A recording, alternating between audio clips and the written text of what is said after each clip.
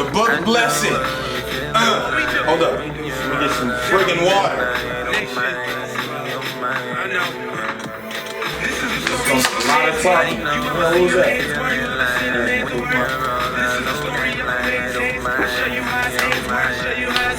Mike falling off. Alright, ready? Action. Alright, look. Book blessing. It's very important that we understand, in my opinion, life is about constant growth. I think a lot of us talk about our primes, our prime years, and you know, sometimes I sit back and wonder, like, what is the prime based on? Is your prime based on your overall execution of what you learned over time? Like, is your prime based on you getting out of your potential into your purpose, like a caterpillar in a cocoon into a butterfly? Like, what does your prime mean? Ultimately, my prime means for me that I remain in the studious mentality, okay? That I'm always learning. If I'm always learning, I know then that I'm always growing. If I'm not learning, then I'm not growing. And if I'm not growing, I'm dying. And that's how I look at it.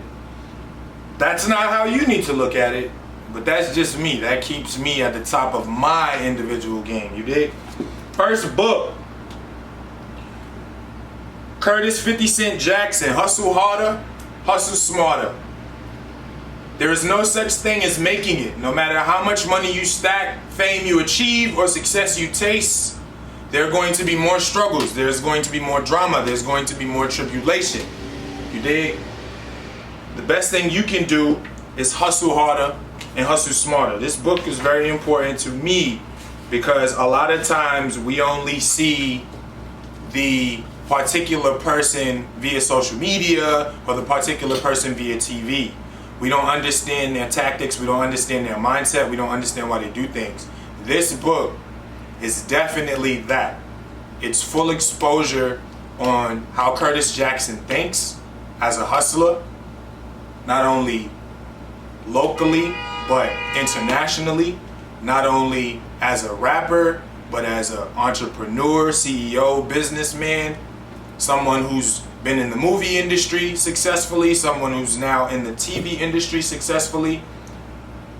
He continues to highlight hustle, but he also continues to dim people's ignorant understanding of what a hustler is. A hustler is not a gentleman on the corner slinging rock, slinging crack, slinging dope, slinging weed, slinging pills. That's not necessarily a hustler, not in this context. The hustler is the person who finds their fearlessness. The hustler is the person who invests in themselves, their talent, their treasures, their time. The hustler is the person who gets knocked down 7 times and gets up 8 times and literally uses the power from being knocked down so many times to raise other people up. A hustler is multifaceted. A hustler is multi-visioned. And this is exactly what Curtis Jackson talks about in this book. A hustler is not a one-trick pony. And a lot of times our definition of a hustler is informal to a one-trick pony. Michael Eric Dyson, What Truth Sounds Like. Anybody who speaks on this topic specifically after Michael Eric Dyson, you're going to be left in pale comparison. This dude is genius. This dude is fulfilled. This dude is academically astute. His vocabulary is out of this world. He's able to articulate his points. Things that I've learned in this book about Robert F. Kennedy and how necessarily in the black activist community, Robert F. Kennedy is looked at as a hero. I also learned in this book black activist James Baldwin. Not only was he a great writer and a great speaker, but he didn't have the best relationships with a lot of other black activists, let alone Robert F. Kennedy. It had spoke about, you know, the pitfalls of being a homosexual black activists in the 1950s through the 1970s. That was talked about heavy as well. Martin Luther King was in this book. Harry Belafonte was in this book. Lorraine Hansberry, who also was dealing with the vigors of homosexuality, women's rights, black rights. So this book, What Truth Sounds Like, it is literally a book that speaks about race in America. It's almost like continuing the unfinished conversation of white versus black, poor versus rich. All of these different social topics that cause us to have a middle ground, or cause us to have a leftist and a rightist view. So this book, if you want to be informed on a lot of things history-wise, especially in the 60s, especially during the movement, this is the book. This is the book. Write Your Business Plan by the staff of Entrepreneur Media. So this book helps you be profitable. This book takes away the fear, okay? Because I remember when I first started, I was literally charging people $20, $10, right? Necessarily it's because you didn't have a plan, Troy. And any entrepreneurs out there, any guys that's training or trying to start their own business, you gotta have a plan. You gotta have a competitive edge. You have to have a differentiator in your planning. You know, what sets you apart? One of the things that set me apart in my monthly deals with people is the massage therapy. You know, I remember when I was actually going for my certifications and stuff like that, I just remember like being clowned about it. Like, what? There ain't no market in that, you know, especially not for a black dude, you know, whatever have you. But for me, as long as you got the knowledge and as long as you're able to exert some ability of professionalism, as you grow and learn, your professionalism will grow, your information will grow, as well your skill and your talent will grow. But nothing will grow if you don't have a business plan in place, if you don't have some type of vision, if you don't have some type of understanding of what you're doing.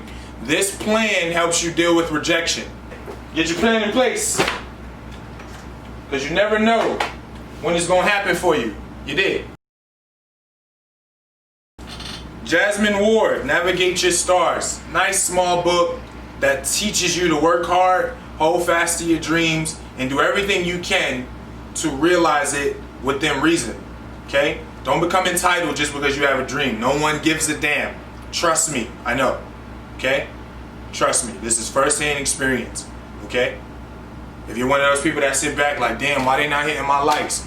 Why they not hitting my videos? Why they not reposting? Why they not sharing? I've thought that way too. But I will reassure you that sitting in that attitude will not help you. You have to learn how to move forward. You have to learn how to deal with rejection when it comes to business. One of my personal favorite, Charlemagne the God. If you actually see this YouTube video, my G, I love you. I appreciate you. I thank you. Shout out to Month's Corner. You a beast, bro. You a super beast. And I have nothing but high praise for you, man. This book literally opened up my eyes to something that I was overlooking. The name of this book is Black Privilege. I am so sorry. Of course, the first question you might ask is, what? Do I feel like I have black privilege as a minority? Do I feel like I have any privileges? One thing I can reassure you, you growing up the way you did, whether it was in a ghetto, whether it was in a rural or urban community, whatever have you, suburb, whether you're white, black, blue, purple, whether you're a woman or a man or anything in between, you still have life, and that alone is a privilege. You're still living. You're still amongst the living. You're still amongst those who are 6 feet above rather than 6 feet deep. That is a privilege in itself. But when it comes to this book, it's helping people, black and white, understand that there are things in cultural norms that this ethnic group may have. But there are things in cultural norms that this other ethnic group has. And there's this small juxtaposition and lack of admission to the fact that we're a little jealous or a little envious of one another. So white privilege could be their 400-year head start, a 450-year head start when it comes to indentured servitude or when it comes to slavery. But a black privilege of mine, simple, I can dance. You know what I'm saying? I'm naturally athletic. When I saw a basketball rim and I had a basketball in my hand, something in me told me I can literally go up and put that ball in between the rim forcefully, which is a dunk. Not a lot of white boys can do that. And for all my white friends who's watching this, you already know how I am. I'm just honest. This is not a reflection of racism or anything like that. There are cultures where naturally the women have nice, long, thick, healthy hair. You know, Native American women have great hair. So I don't want to get too pejorative and, you know, have people taking pot shots thinking I'm making racial or biased comments about people, but it is what it is. These are the facts. You dig? These are the facts. The beautiful natural hair that people love to touch on our black women, that is a black privilege. You dig? So what you have to realize in that, don't waste your privilege trying to compete with the Joneses, trying to compete with the O'Neills. You dig? Black privilege, enjoy it. Let's keep this black theme rolling. Black out, little baby Candace. Alright, look, I know a lot of y'all just flat out, can I say it? Can I say it? Bleep this. I know a lot of y'all don't fuck with Candace. And all I'm gonna say is read the book, because you'll be surprised what a person actually believes or what a person actually promotes when they control the narrative. So, you know, with Candace, you know, I have no ill will on her book. You know, boom, I just opened up to page 195 and it's highlighted in here, right? And this is what it says. Black America has been fed excuses for generations. Everyday excuses pollute the narrative, segue the narrative, surrounding our communities, police racism, general slavery, wage gaps, etc. The list goes ever on and on, built around skewed data that helps support those narratives. Yet here I am, a girl who worked hard to pay off her loans, who had a few good ideas, started a YouTube channel, and now is being asked to speak around the country. Here I am, a girl from a small apartment, no financial means, who now knows the President of the United States. Why? Because I am the granddaughter of a man who got up 5 o'clock in the morning to lay out tobacco in North Carolina. A man who worked so hard throughout his life that in his retirement he purchased that same sharecropping farm. I could go on and on. But even from that small excerpt that I just read, you can tell that Candace is pro-work, pro-earning, pro-go out and get it, pro don't focus and be distracted by your situation. It might be relatively a privilege, as I said about the last book. But from what I took overall is that handouts only make people more lazy. Handouts cripple generations. So mostly what she's saying is, you know, stop depending on the handout. Because the same people who are giving you the handout are producing the narrative that not only you need it, but that you're less than, that you're 3/5 of a person, etc. and so on. So, black out. If you want some inspiration, if you want a book that is going to challenge your belief, if you want a book that totally has nothing to do with you, this might be that type of book. You know, you should read books where the person doesn't always agree with you. You dig? You'll learn something. Black theme, Policing the Black Man, edited by Angela Davis. Now, I'll be honest with you. At first, this book was very disappointing because it was just all over the place to me at first. But then I reread it, and I reread it with a different lens and understanding that it was an essay form. So it seems like Miss Davis got a lot of scholars together to speak on the different ideas, the different understandings, the different misnomers of how America polices the black man. the criminal justice system and how it affects the lives of African American boys at every stage of the criminal process. From the arrest all the way to them sitting in the actual cell. The way the black man is policed is totally different from any other man on the planet. If you don't believe me, ride in the car with me for 1 week. and count how many times we get pulled over. You did? Okay. So, policing the black man. Justice is heavily biased against us. Arrest, prosecution, and imprisonment are one of the possibilities in our narrative. Whether someone is dictating that narrative upon us, or whether we're dictating that narrative relatively through our music per se, through our social media per se. So we're looked at differently, we're policed differently,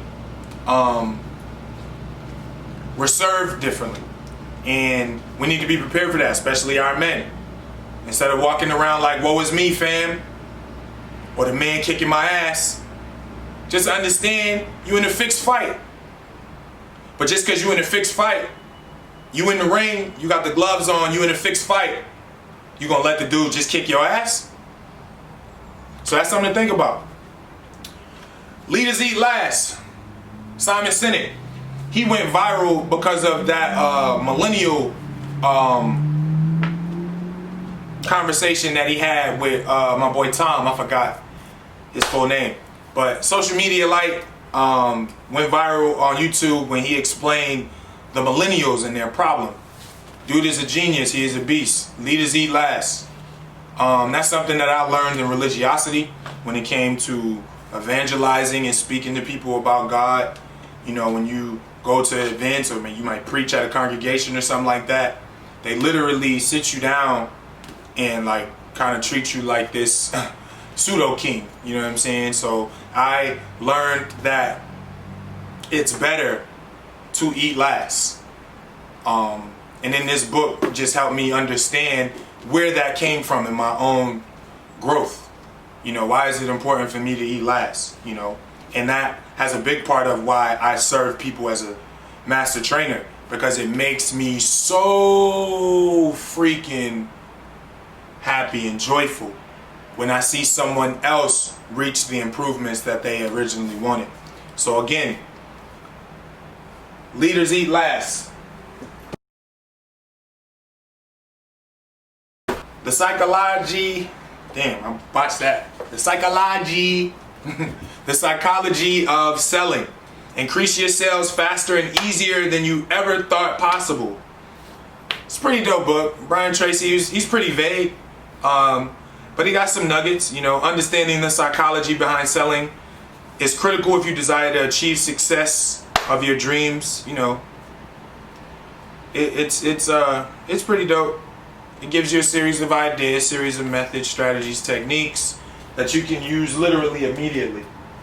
That book right there, to be honest, that was like the straw in the drink for me never changing my prices. You dig? Don't change your prices, change your clientele.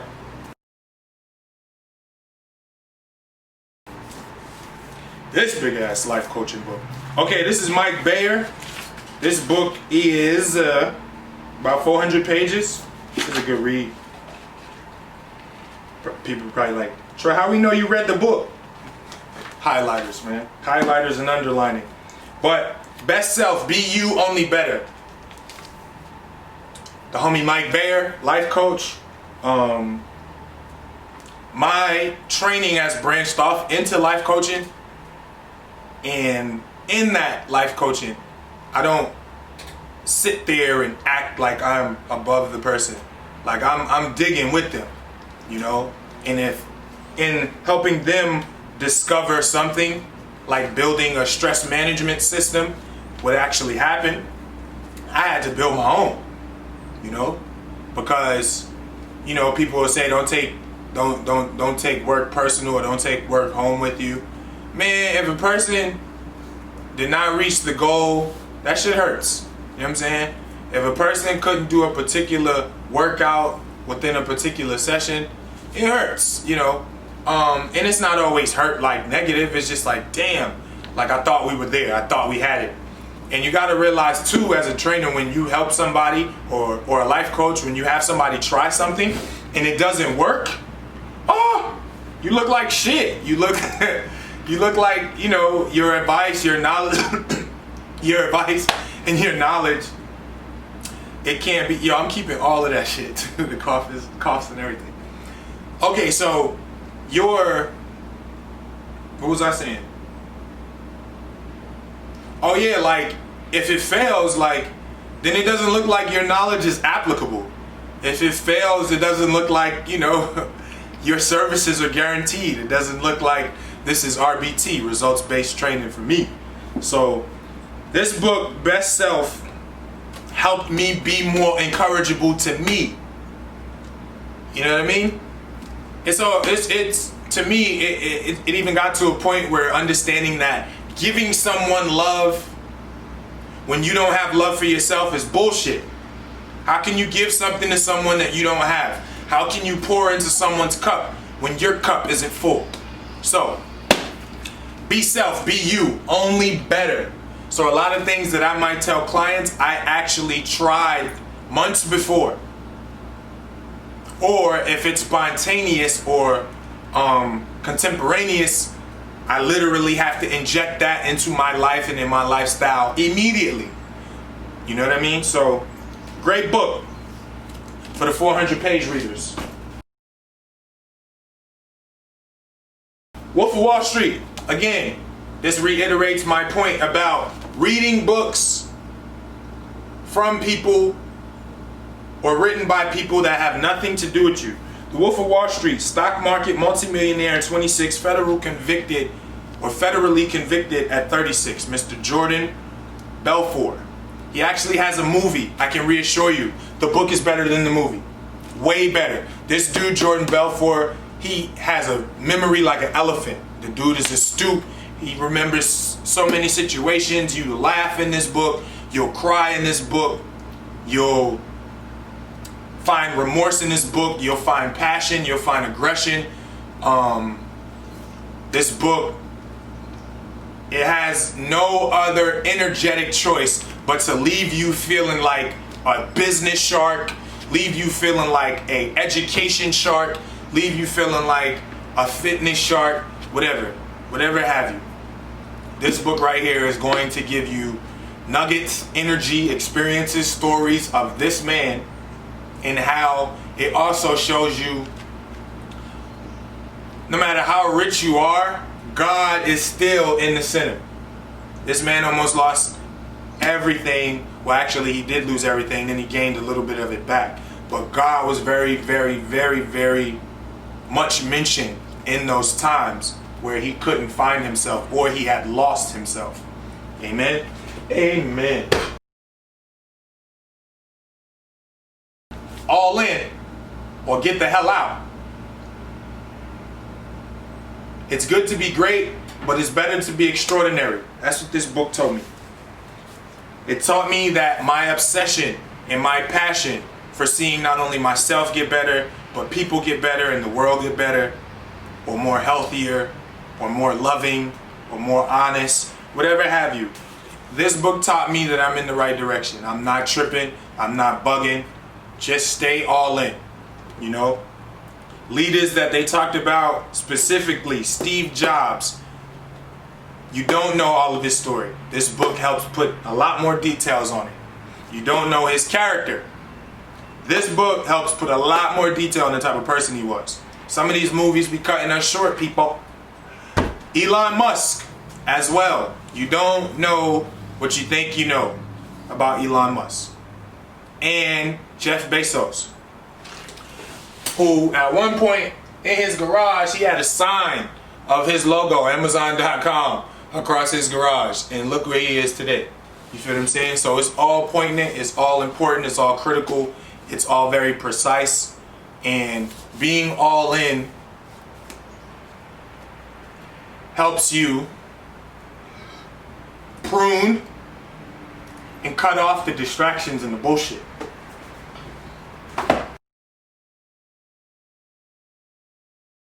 Instant loss. Eat real and lose weight. This book blessed me in my nutrition path. Just giving me a truly concise, specific, non-drawn out idea of nutrition, what people should eat, how the food makes them feel, how much pounds someone can potentially lose if they were to stay focused on a particular diet. All of these things are very, very important in this book. This lady in particular, Brittany Williams, she lost 125 pounds using these 100 to 200 recipes. She's amazing. It's a picture book. It has all types of different ideas for smoothies and breakfasts and all of the like. So I think it pays dividends to at least hire a practitioner that you knows reads nutrition, not just somebody who they Google everything and they're cookie cut heads. You gotta be careful, because people are here full of shit, full of it. All right, let's go to this side. Y'all thought we was finished? Nah. What time is it? Matter of fact, I'm gonna let y'all live. So my next video, I will start off on these books. Uncomfortable Conversations with a Black Man. That'll be the first one. Yo, make sure you remind me. Also, make sure you subscribe, because I'm doing a lot more videos like this, man, where I'm eliminating the mystery of Troy, of lean. I'm sitting on a lot of information. I'm sitting on a lot of skills, a lot of talents, a lot of treasures. Not a lot of time though. You feel me? My time is very fucking important. Your time is very fucking important. Don't let anybody waste your time. That is the only human commodity. Well, it ain't even human, it's spiritual. We can't even really see it. We see the clocks, but you know, we can't really tangibly touch time. We can only experience it, and we can't get it back. So entrepreneurs out there, I don't care if you do hair, nails, shirts, sweaters, fitness, accounting, taxes, whatever. Make sure people understand how much you value your time.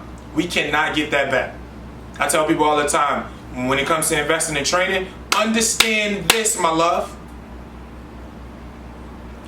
We can make that money back. I go to McDonald's, go get me a job, go to Target, go to Walmart, go Royal Farms, go to a gas station. I could go get that money back. You, and whatever you do for a living, you can go get that money back. Whether you're an educator, a counselor, a doctor, bus driver, you can go get that money back. But what we cannot get back, neither one of us, is time. Time. That is the golden commodity.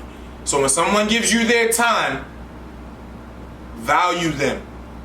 Because literally that is all they have. When we don't have any more cars, when we don't have any more money, when we don't have any more suits, when we don't have any more Balenciaga, when we don't have any more red bottoms, when we don't have any more gold-plated fitteds. Time. Time. Why do I wear 4 watches? TIME is also 4 time zones. So when I travel to certain time zones, I know where I'm at, because I got them on different time zones. But that's just intricate stuff you'll learn as we go. Listen, remember I said, entertainment, information, socialism. We just gonna have fun, man. This is the story of a man's hands. You ever seen a man's work? You ever seen a man's work? This is the story of a man's hands. I'll show you how his hands work. I'll show you how his hands work. This is the story of a clock's hands. You ever seen a clock work? You ever seen a clock work? This is the story of a clock's hands. Life's like clockwork. Life's like clockwork.